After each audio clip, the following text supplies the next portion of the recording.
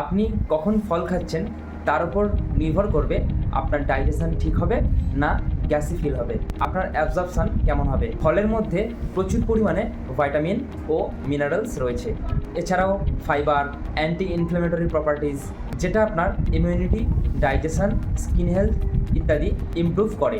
ব্রেকফাস্টের অন্তত 30 মিনিট আগে ফল খেয়ে নিতে পারেন। মনে রাখবেন, কিছু কিছু ফল রয়েছে যেটা সকালে এমটি স্টমাকে খাওয়া ঠিক নয়, সেগুলি ছাড়া যে কোনো ফল নিতে পারেন। যদি খাবার পরে খেতে চান তাহলে খাবার অন্তত 2 থেকে 3 ঘন্টা পর ফল নিতে পারেন। আয়ুর্বেদে দিনের বেলা ফল খেতে বলা হয়েছে, কারণ দিনের বেলা আমাদের ডাইজেশন প্রসেস স্ট্রং থাকে, যার ফলে ফলের সঠিক নিউট্রিশন আমাদের শরীরে ভালো অ্যাবজর্ব হয়। এক্সারসাইজের 1 ঘন্টা আগে প্রি ওয়ার্কআউট মিল হিসাবে ফল নিতে পারেন। এছাড়া মিড মর্নিং বা ইভিনিং স্ন্যাকের টাইমেও ফল নিতে পারেন।